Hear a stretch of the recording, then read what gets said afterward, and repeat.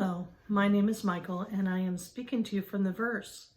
Now, if you're not sure what the verse is, I encourage you to go to my website at rewritingtheverse.com, and that's where you can find out all about the verse and check out the written and video updates on there. Every single YouTube video that I've done is on the website and you can peruse at your leisure.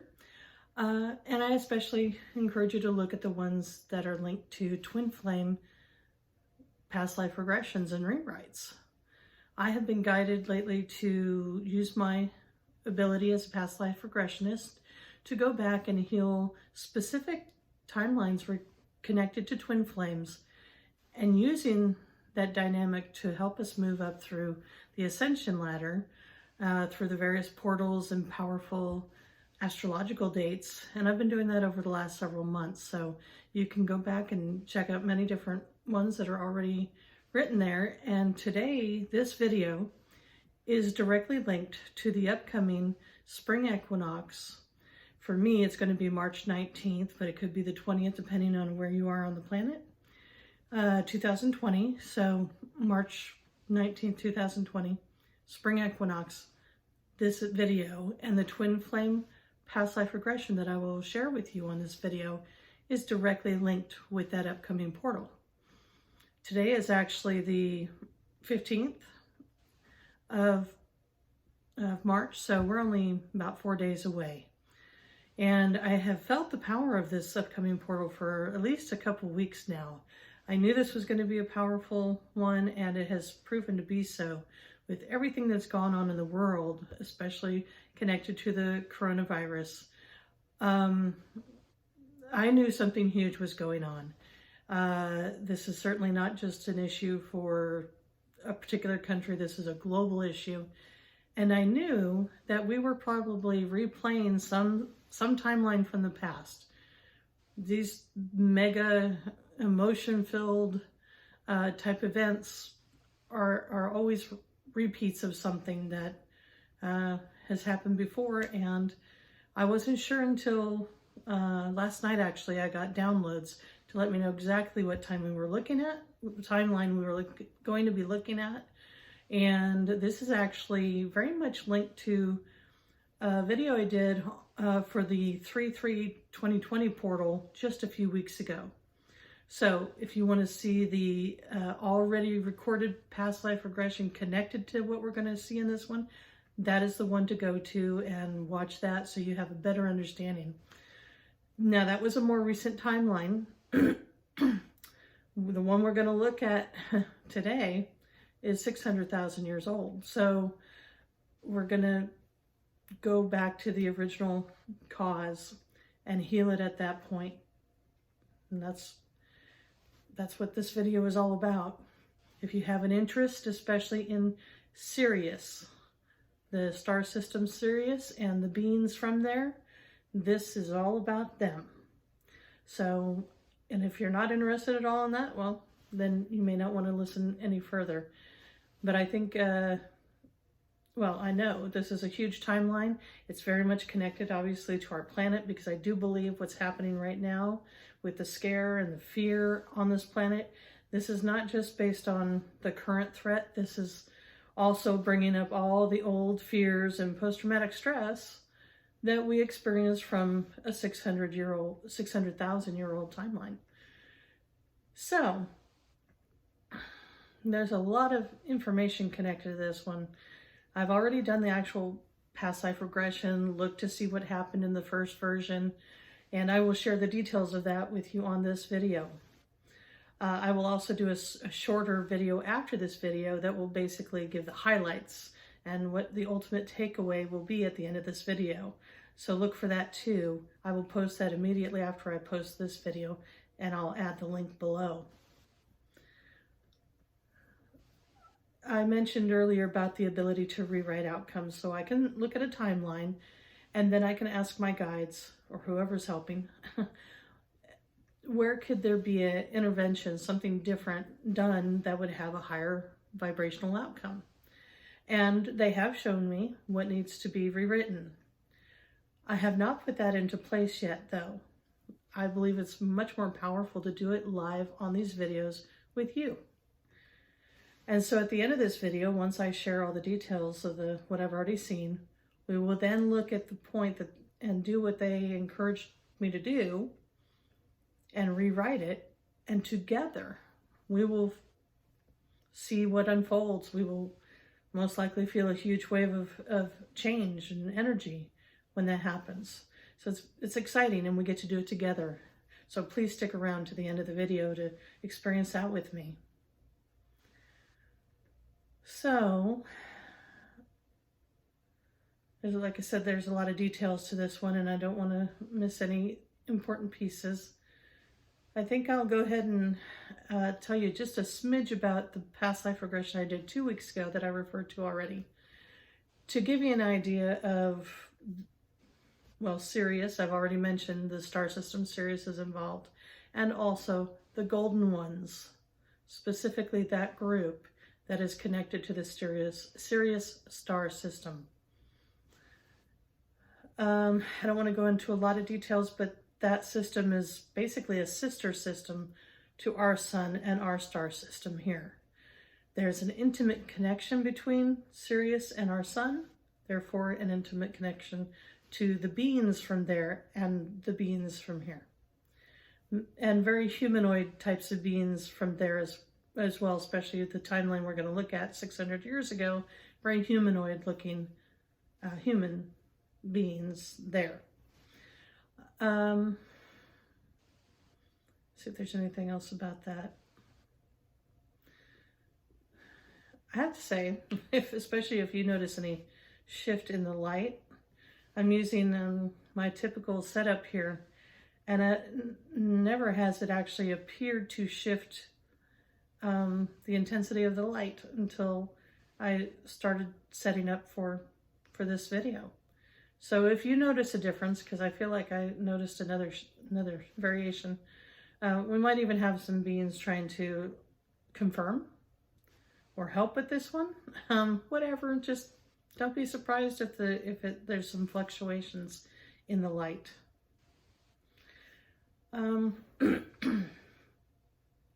So the golden ones, let's talk a little bit more about them. They were created, not just like a natural creation out of, over time, but created specifically to bring peace to the universe. That was their purpose in existing. And they were created there in the Sirius star system, but it was a very secret project. Very few people had any clue that that was going on, because a lot of people would not have supported it for lots of different reasons, but especially the beings that were standing for, the darker energies would certainly not want peace, and they would have done anything possible to get rid of the golden ones. So it was very much a secret project. And these beings, what made them special, or at least in part, was that the genetic makeup of these beings was to include every single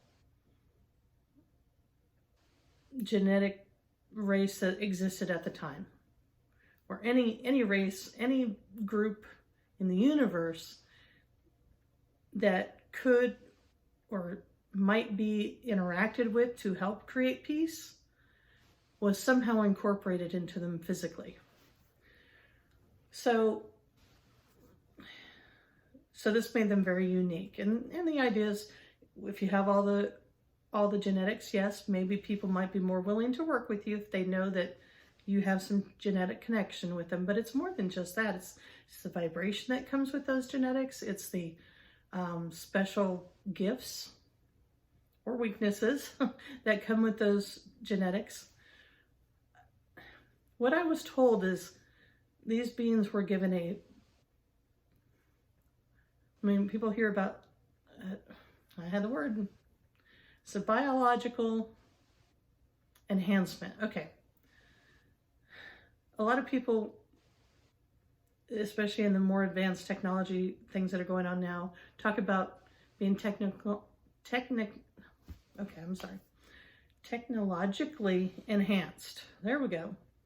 You hear about super soldiers, and there's a lot of stuff that goes on this planet, but let's just say a lot of enhancement that make people stronger physically or maybe cognitively stronger. Is a lot of technology involved with that. This was a biological enhancement. So it made them stronger, not necessarily, I mean, I suppose it could be physically strong if it was a race that had a lot of physical strength, but it wasn't about being a better fighter, a better soldier. It was about being a better negotiator, a better, maybe a leader, but basically those kinds of skills is what they were needing. Okay, hope that's clear. So this is why they were special and why they had all this put into their bodies, was to ultimately somebody getting through to create peace throughout the universe. Okay. So these were physical bodies that were created, but they still needed souls, okay? And the souls that were allowed, I really get, not just anybody could come in, because this was such a high vibrating mission, etc., only the highest vibrating beings in the universe were qualified to even come in, seat their souls in to these bodies. So, and there was the twin flame component that was necessary. Okay, now this is more details than I gave in the first video a couple weeks ago related to this, because I was given more information now about the dynamics of how this group was put together, and that it actually really was connected to the twin flame because of the power that happens when you bring your twin flame souls together. They already knew that at some level, so it was specific that they were created in pairs, basically. So not necessarily physically identical to each other, but definitely both being basically linked to twin flames that come into each one of the physical bodies. And there were, I didn't get an exact number, a very large number of golden ones, okay? But I saw that they were in groups.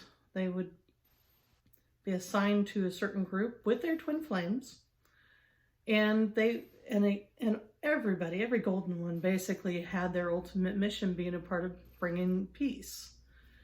Because you don't want just one little group going out there and trying to do it all. You want multiple opportunities and multiple mixtures of, right, maybe different, no two groups were the same. The biological differences with the genetics was still there. So there were variations, and you only really needed one group to be successful. Wow, I just saw that flash of light. Interesting. You only needed one to get it right, basically, for the whole thing. But the universe wasn't taking any chances. They really created a lot of golden ones. So I'm going to still be referring to the same exact group that I was 2 weeks ago that were actually on Earth. How many thousands of years ago was that one now? I can't remember. Maybe 3,000?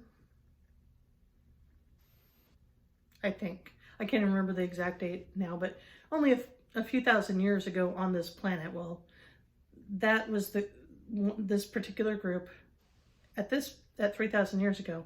But now we're going to go back to the original situation that had them ultimately be here later on. So, okay, that's a lot of details, and I want to get into the storyline.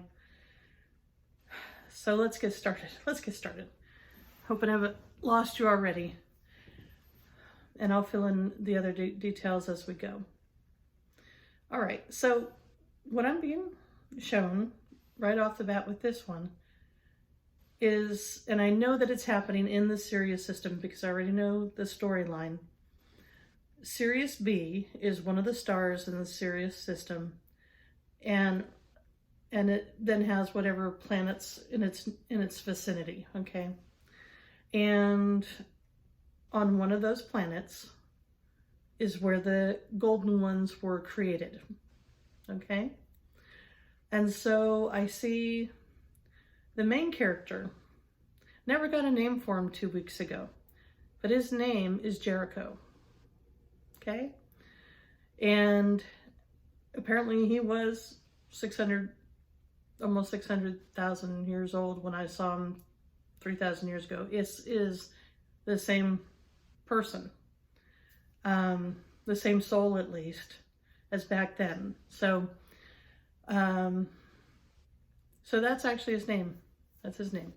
And so we're looking at the 600,000 years ago on this planet near Sirius B. And he's walking, at first it's a corridor, like walls and doors on the side, and then it just really gets dark. And less walls and more like a cave kind of. And eventually he does come into an area that opens up, a massive cavern that has an underground city. It had towers, I mean tall towers, hundreds of feet tall probably. I don't know how tall they were, but they were really big. And, you know, it was a city. It was a city, and the Golden Ones lived there. That was like their residence. My understanding is that more towards the surface, but still under the surface was more of the labs and the training facility and all that, more for preparing them for their mission, because they hadn't gone on their first official mission yet, because it had taken however long it had taken for them to physically get to a point of maturity, which I understand is about 25 years old is when they stop aging, I suppose, based on if you look at it in our scale of aging, they look about 25 years old. And then, of course, you know, they're maturing in other ways beyond that, but they look pretty young. And anyway, they all reside down there in that city. But he's now on his way to a meeting. Just like 2 weeks ago, he was on his way to another meeting in another location. But now we're going to another meeting. And this meeting, his twin flame is there. And I actually got her name this time too. Her name is Aisha. And so his twin flame is there, and his entire group is there. And there is a long oval table, and he and Aisha are sitting there at the end of the table. And then there were people sitting around the other side and all the way over to the other two that are sitting at the other end. All of these people have their twin flame within the circle, around the table. So if he was sitting next to Aisha and they are twins, then the people on either side of them, they were twins. The people so they were all facing each other across the table, the twins, and then over there you had the other two sitting next to each other, but they were twins too, if that makes, I'm trying to give you visuals. What I saw or understood was that if you drew a line between Jericho and Aisha, and you drew a line and you went straight across the table between the other two at the other end of the table, you'd have an even number of people on each side of the table. And this is like a grouping of the overall group. And they have, okay, again, these are the words they gave me to give you the example. They hold different vibrations. One is positive and one is negative, but I'm talking just vibrationally, energetically, like an atom. You've got a negative electron and a positive, neutron in the middle or whatever.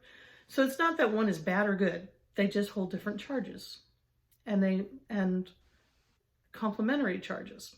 Okay, so all the people on Aisha's side are, I understand, negatively charged, and everybody on his side are positively charged. All right. And the team is strongest when it's together, when the twin flames are working together. Whether they're, well, yes, physically together and together on every level, probably the most powerful. But we know that the twin flames have enormous connections and power even when they're not physically together. So this meeting was about the very first mission that they were finally going to get out there and be able to do what they were created for, to bring peace to the universe. Okay, and so, they've met about this before. This is certainly not the first meeting, but it's probably the last meeting before they physically go out and do what they were created for. So it's an exciting situation. But they're going out as two separate teams. The negative group is going to go to a certain location, and the positive group is going to go to a certain location. Now, I identified in the first video I did a couple weeks ago, that there is such a thing as prime directive that they talk about on Star Trek. The idea that an outside entity or race cannot come in, or are not supposed to come in and just take over or really get obviously involved and interfere with the goings-on of another population.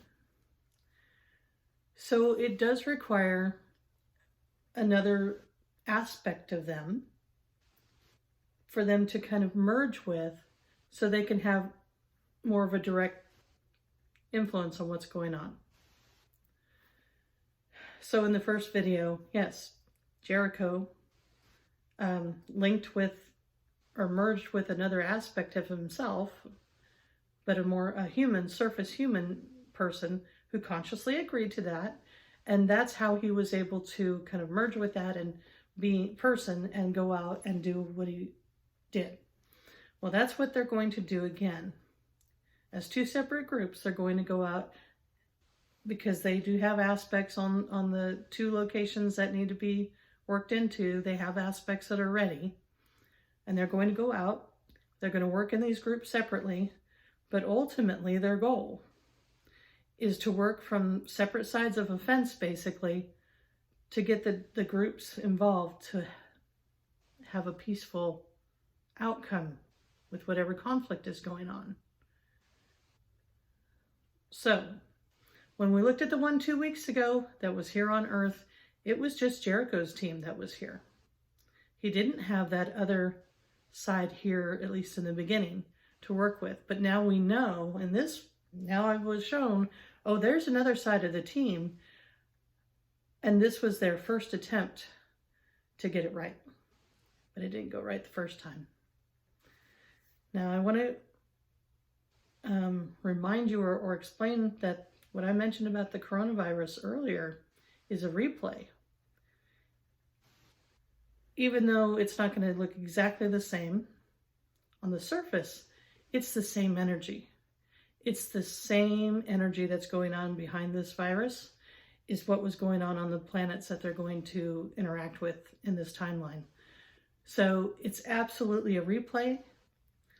This is going to explain a lot about the fear on this planet, because people that were a part of this first catastrophe, it was a catastrophe that we're going to look at here.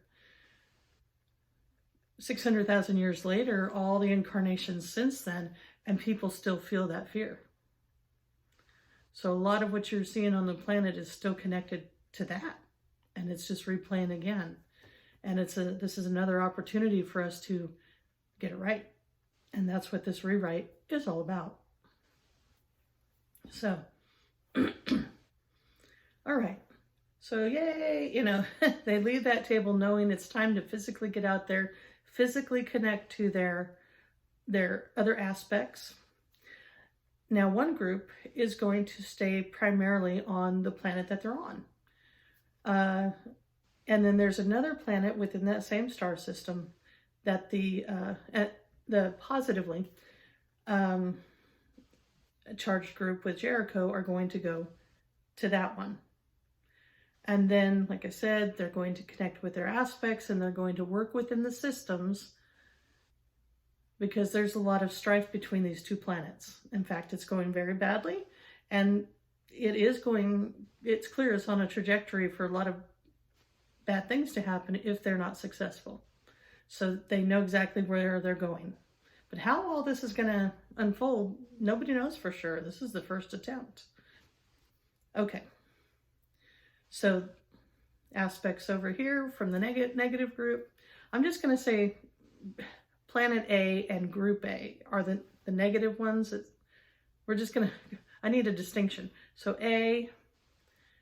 Group A are the negatively charged golden ones, and they are staying on Planet A where their aspects are. And that's where they're going to play out most of their roles. And then on Planet B is Jericho's group, the positively charged group, is on Planet B. We'll just say that. Clear as mud, right? I'm sorry, this is really confusing, but so important. All right. So they work their way into the societies. This is not just like in and out in a week thing. They work their way up. They work their way, into more influential situations where they can have more to do with negotiations and leading and things like that, because that's where they need to be able to do big things. And they work their way up to the positions needed, which is good because things are about to blow up quite literally between these two planets. Now, my understanding is that Planet A is actually physically smaller, quite a bit, than Planet B. It has a smaller population than Planet B. And these are, I'm just going to say, purists. Purists as in racial purists. In fact, my understanding is they were pretty human looking. And then a majority of the Planet B group were hybrids. So, and there were more of them population-wise too. And they were a mixture of human, but other things like, I believe, like reptilian, maybe some other things, but I think it was mainly reptilian might have been the other major racial factor over there. Okay. And in general, it seemed like the biggest beef that went on between them is that the purists really didn't like the hybrids, felt probably superior to them, had whatever negative thoughts about the hybrids and whether or not they should probably even exist, but at least definitely had a superiority complex going on about the hybrids. And of course, if you got that going on, it's no wonder that the hybrids would not like you either, and, do whatever their thoughts were about the other group. So there was a lot of animosity. And there was also a higher level of technology, at least compared to what we're told about technology-wise. There's a lot out there that already exists, but what we're told about, we're still pretty cavemanish here on this planet. So these people had more technology. They definitely had a strong AI presence, artificial intelligence, robots, androids, whatever. We're present on both planets. So the AI piece will, the AI piece actually didn't turn up to be a big issue in this particular 600,000-year-old timeline. It did actually later on. There was a programming thing, and I will add this little piece because I found this out. I talked about a programming issue in the other timeline where one person in every group had some sort of a chip, like a computer chip. I saw it was like the kind of chip that you see on your credit cards, about that size, that had been implanted and programmed specifically. And actually, I get that was not like somebody taking over. That actually was a part of the overall programming, because the AI component was a very big thing already in the universe, and it made no sense to not have an AI component in at least one of the members. So there wasn't anything actually about that was wrong. All right. But it turns out in the timeline, unless they show me something more than what they already have, I don't think the AI piece is the key piece here. But yes, there were AIs for sure. There were robots for sure. But I don't really get in that they're a big issue right now. The main issue are the humans. Humans or hybrid humans, but the humans were the ones that had all the animosity towards each other. And it was getting to the point where it was looking like, you know, all-out war of some sort was going to go on. And this was an attempt by Group A and B from their various vantage points to try to negotiate and keep peace and stop a catastrophe from happening. And what I was shown was the final summit, is what I was told, between the two groups. And yes, Jericho and his twin flame Aisha were there in their alternate forms, and some of the other people were physically there in that, from their groups were also physically there in the meeting. But this was it. This was like things had come to a head. Things are about to, you know, basically go over the edge, and all hell was probably going to break loose. So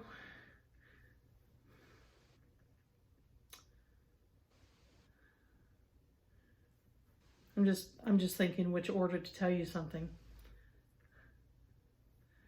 Okay, I'll tell you what happened for me today personally that helped give me, well, it was a real life replay of what happened there. So I would know exactly what to tell you and really what to look at as far as the rewrite goes as well.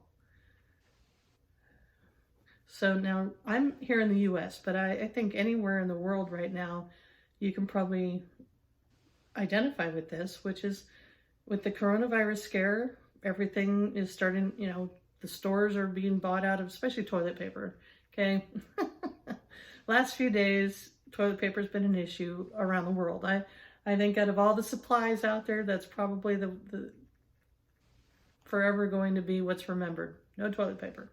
And when things get like this, now where I live also in the US, there are hurricanes that come through. So this is not the first time I've seen toilet paper disappear, right? But it's usually just restricted to whatever area is about to get hit by the hurricane, you know? And you know that within a few days, there'd be more toilet paper, whatever. But when we're talking about this kind of threat, and I really don't want to keep repeating the name because I think there's a lot of negative energy around it, but I'll just say this kind of threat.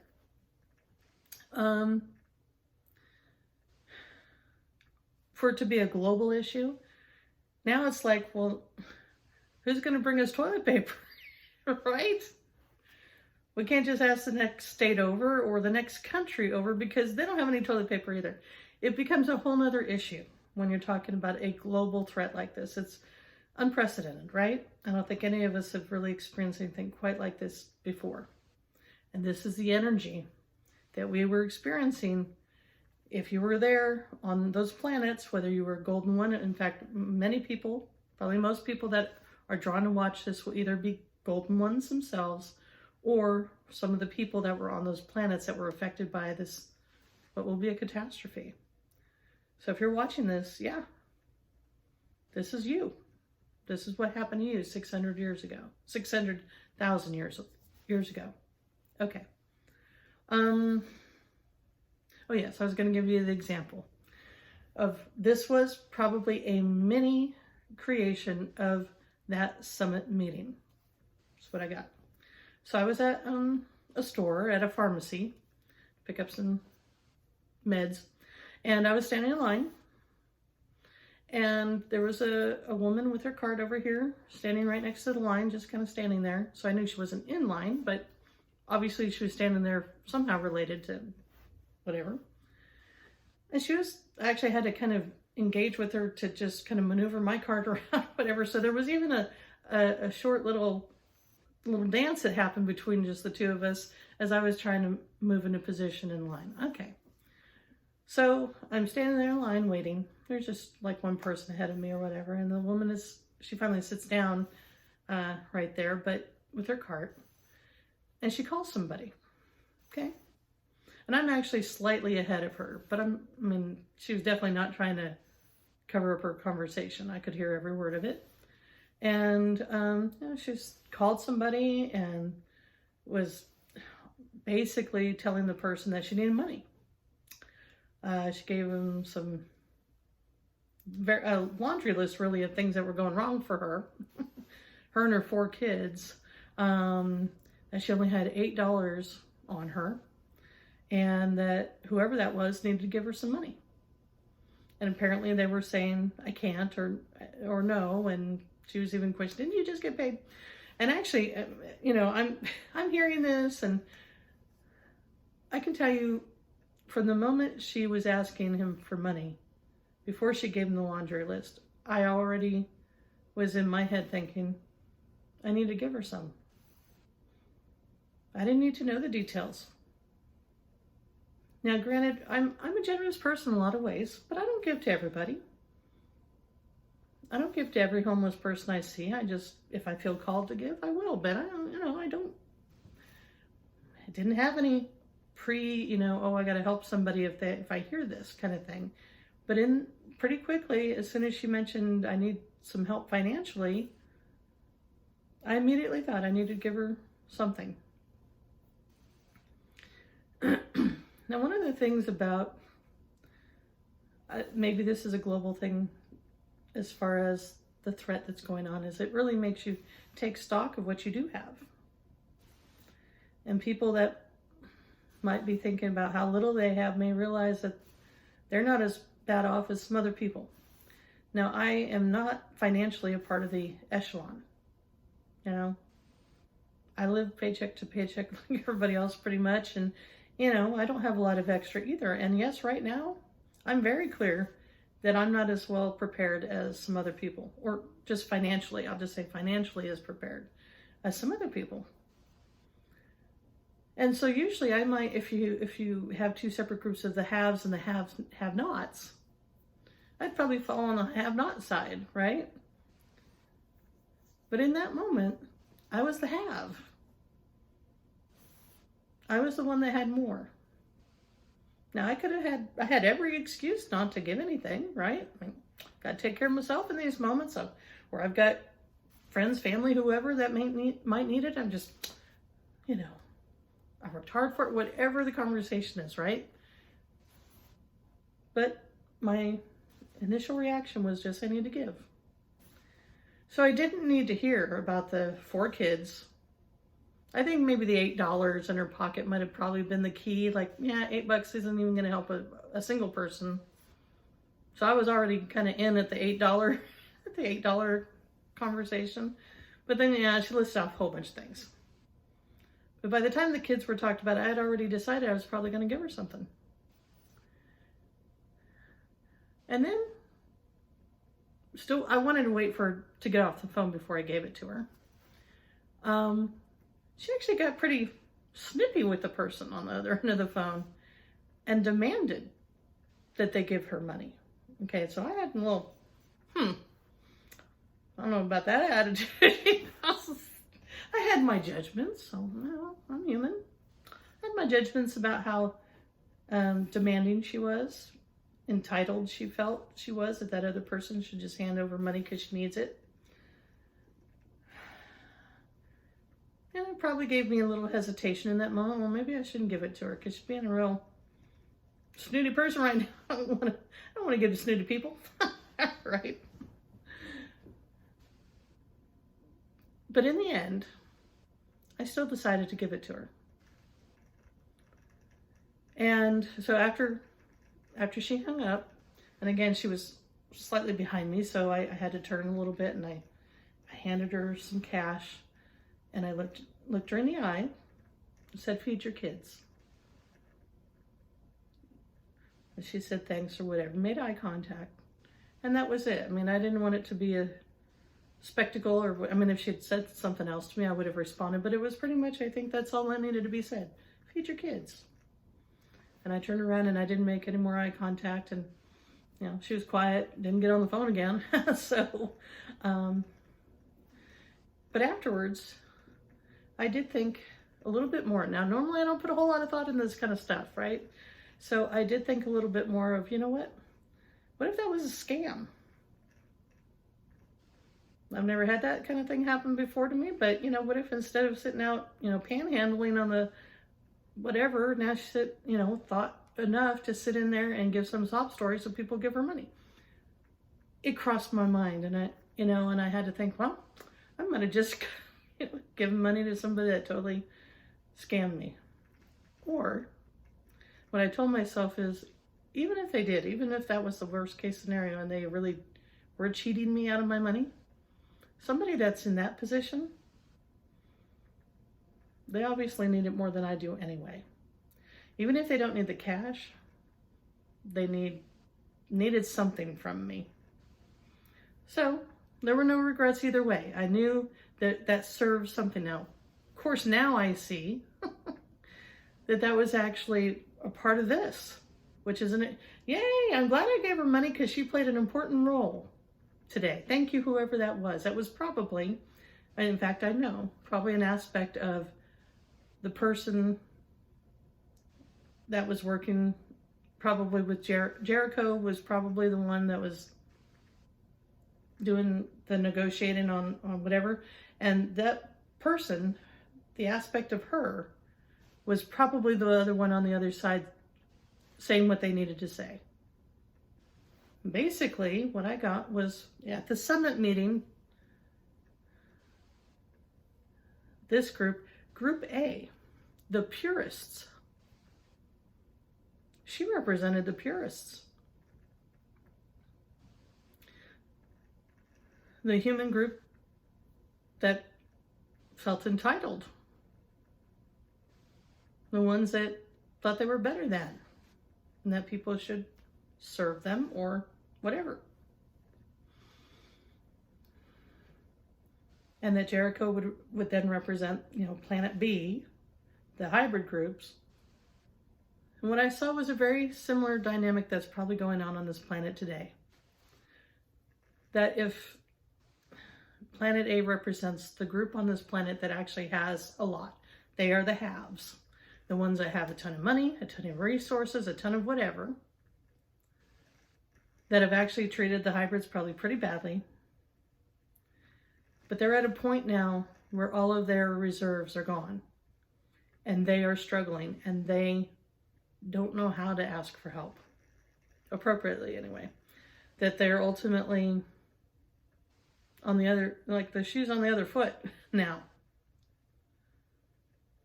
And so who would typically be the have-nots would be the hybrids. And they're not doing great, they don't have the money necessarily that they did, but they have enough. They have enough.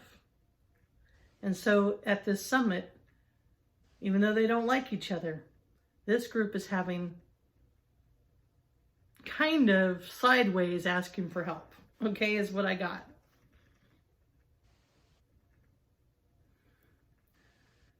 And in the original version, no offer was made to help them. And there were lots of good reasons why not to.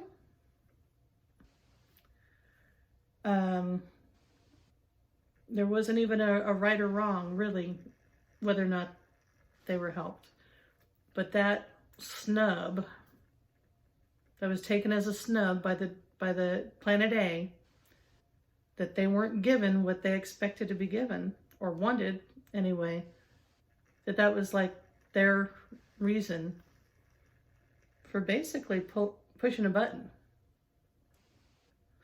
See that light shift again?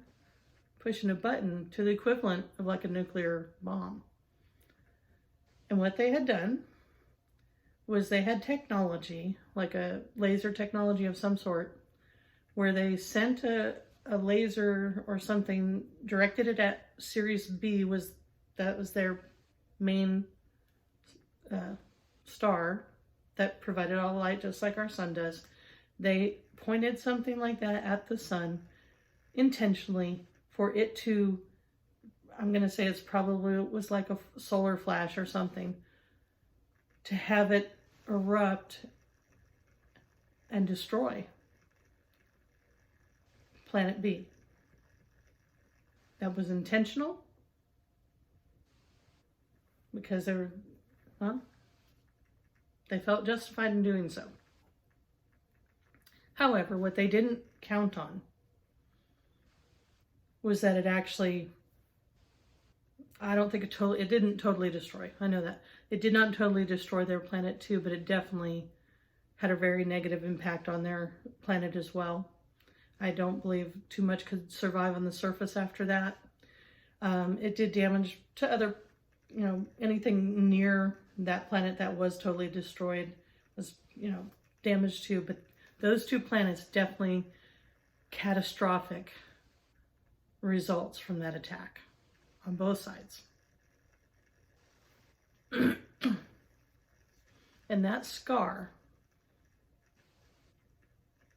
remains for everybody involved with that, including the golden ones, right? Because that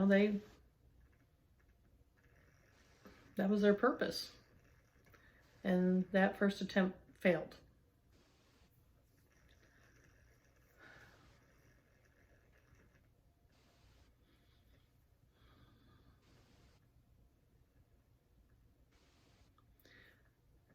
In the rewrite, so I believe that's pretty much all. Well, okay.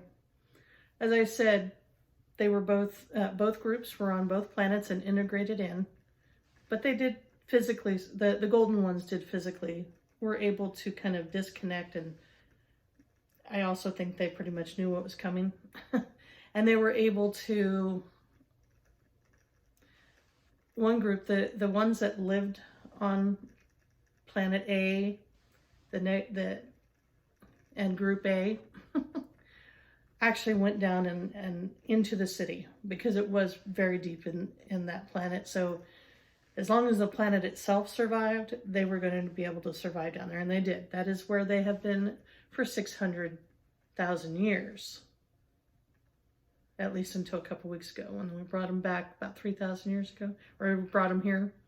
They had been there that whole time, subterranean, because there was no way anything was going to live on the surface.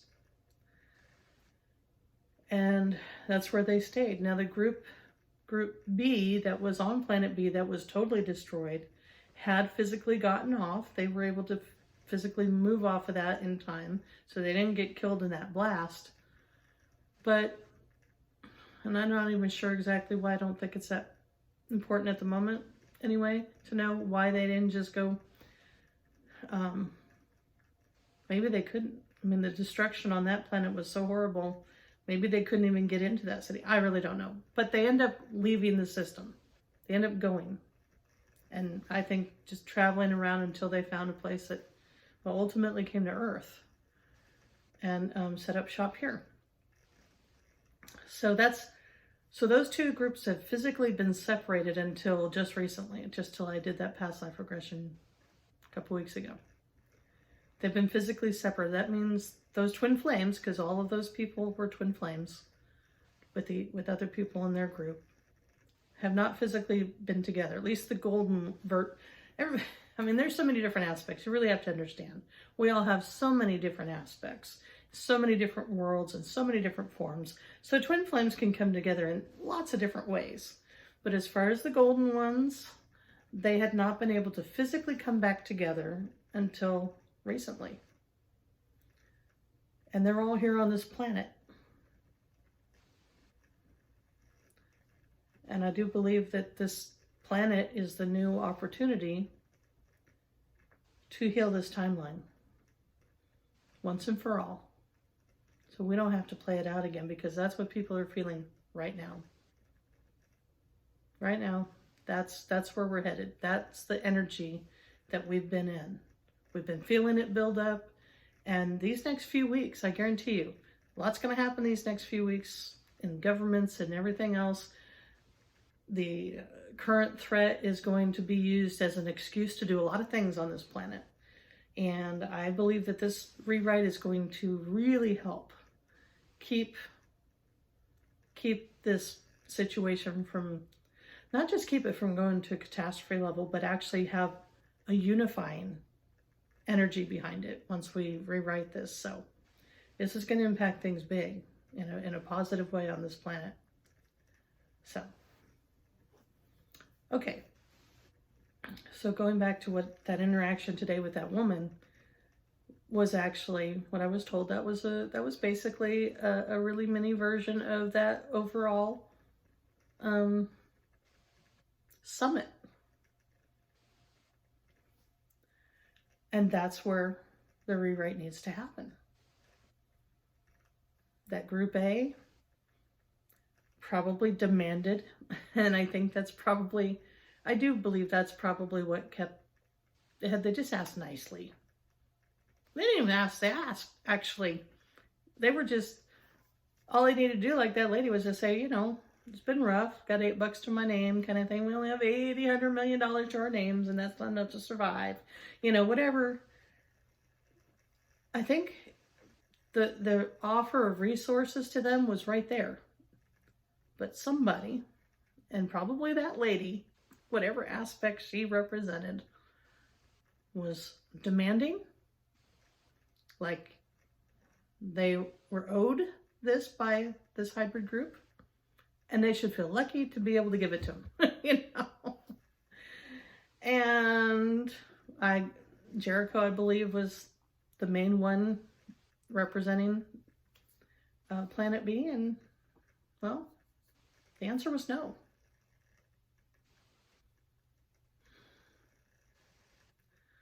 So that's why what I apparently did with that lady today started something.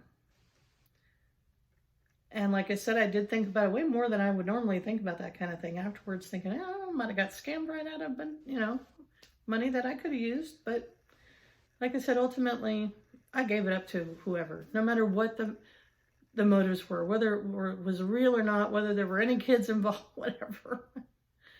I thought, well, whatever it was for, I'm clear it needed to be done. I'll just let it go. Well, now I know what it was for. It was for this, so that I can do this in this rewrite. And somehow it will positively, it's going to prevent that huge catastrophe. But it's not just about preventing it. It's about what's going to open up now that once it gets rewritten. So that's where we're going to focus on right now. I'm gonna adjust myself here because this is where the unknown part is. I don't know exactly how this is going to go. We'll see where it takes us, but just keep in mind what happens here in this rewrite is happening. Well, back then it'll happen 600,000 years ago. And we'll feel the shift immediately, or pretty much immediately. We'll feel the energy come in. But it also will then have 600,000 years of timelines that are in a positive connection to that. It's gonna rock this world in a positive way. And I intend for these next few weeks, because right now it's still going, this threat is still going up and it's ramping up energy-wise, but within a few weeks, this is what I intend to happen. Because I don't believe this threat, I don't believe at all that we're being told even half the truth of it, okay? This is really, there's a lot of agendas behind this, and very little of it is positive, but it's still going to serve. It's going to serve. So, okay. So I'm going to let the energy start to build here. And really all that's needed, even after all the long spiel and hearing the demands and everything, all it's really going to take is Jericho going, here you go. Probably even giving more than what was asked for. So they don't even have to be any more direct about their request. They have a need, and this other group has enough that they can offer the help. And I really get the power comes from this is a group that doesn't like them. It's one thing if, oh, their buddy's here, take it, you know, here, oh. No. The power comes from, this is coming from people that they've hurt. People that they already intend to hurt. You think that just happened, you know, because they got mad at a summit? No, they already had their idea about zapping them with that beam, right? and they want to help us. There's something about that. That is what shifts things. That's what finally gets them to maybe think twice about what they think about this other group. Okay, that's starting to shift things. I feel that energy. It's a realization that the person it'd be like a homeless person giving somebody, $50 because they feel bad for them, or whatever. Just, think about that. Well, now this is going to be how it is on this planet, on Earth, and back then in Sirius. And that's being rewritten right now, 600,000 years ago. The answer is yes. The answer is yes. No matter what your story is, no matter what your need is, no matter where you come from, no matter what race you are, the answer is yes. We will help. Yes. We are still brothers and sisters. We all live happily ever after. All. Putting that out there as a declaration. It may even be exactly what Jericho said in that rewrite. It's declaration of peace, is what that is.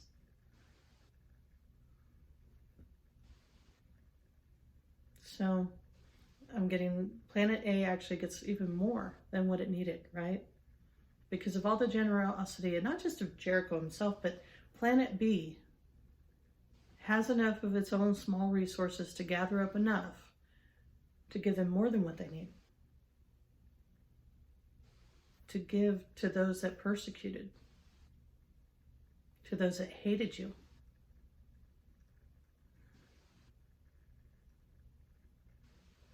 And I'm feeling the energy really start to come in now.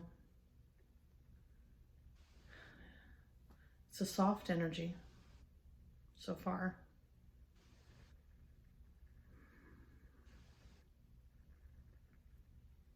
It's coming onto this planet right now. Planet Earth in this current time is coming through.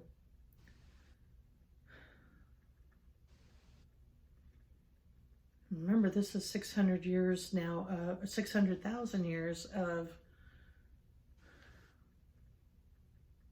is it peace?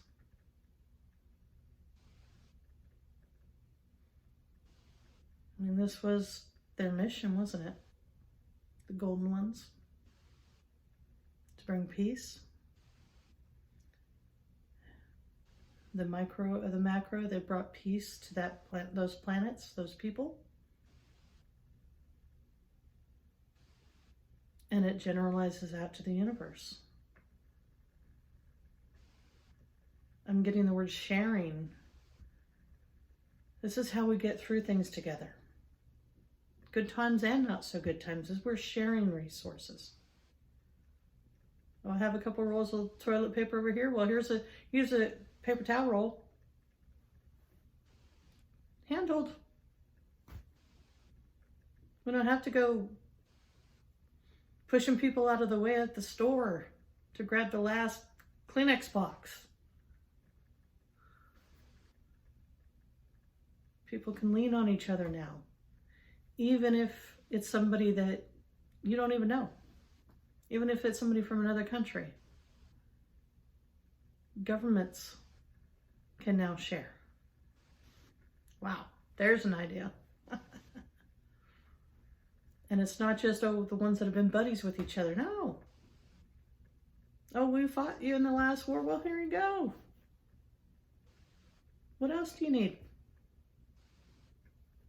Right? It's a real soft energy. I guess maybe it's peaceful. It's just like reverberating. 600,000 years of knowing how to live in peace with others that aren't like us. It's not about them changing and becoming all the same. And that's why there's peace. You can have plenty of peace even with a lot of diversity, as long as you have the same desire for peace, the same intention for peace. Ways can be found to keep it. That's what I'm being told.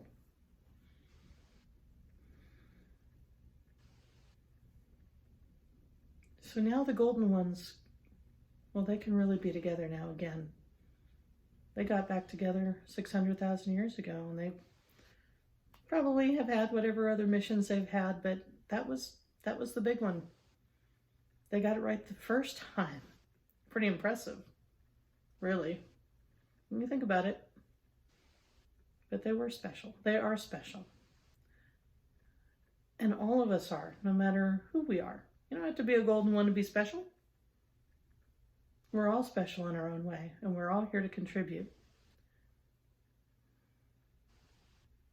When everybody, especially when everybody brings their share to the table to share with other people, everybody is taken care of. And once everybody's basic needs are taken care of, then what can we do? What can we build together? It's time to start building.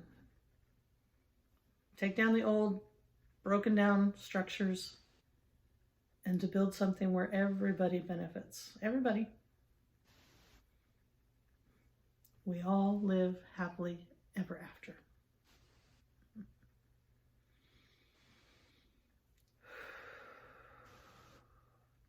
So watch the news these next few weeks, or I don't know, not pushing the mainstream media version of it, but that will at least give you an idea of how the overall storyline is going on the planet, and watch for it to fall off.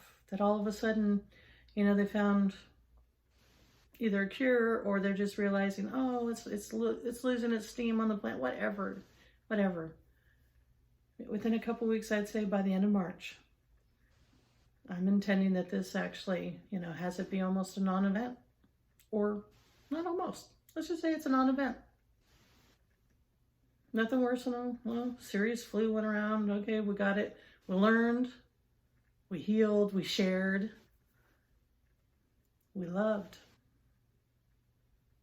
And we're actually all the better for it. So thank you to that lady in the store today.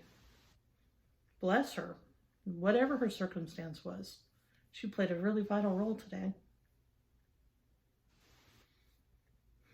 And what I'll say is I want to speak to my twin flame right now. I am one of those people that don't have a really tight, at least physical relationship with that person. I am standing that they will come in when the time is right. And I actually believe it is. So I do know who my twin flame is, and I'm talking to them right now. If you're watching this, it's time to come back. It's time for us to come back together in the physical. And now, maybe our mission, in fact, I would say the mission has changed. If it was the old mission before, now we've got some new mission, and probably one even bigger and better and more exciting. So let's get this party started. And for those of you that are also waiting for your twin to show up, or maybe they're already there, but show up in a different way. I'm also talking not just twin flames, divine masculine, divine feminine. Both of those journeys are happening right now. And yes, if you're not sure if you are those, you are. We're all twins. We all get created in twos. And if this, especially if this catastrophic event from the past had anything to do with your separation, this has brought you closer. It's time to build. It's time to build. Time to change missions now.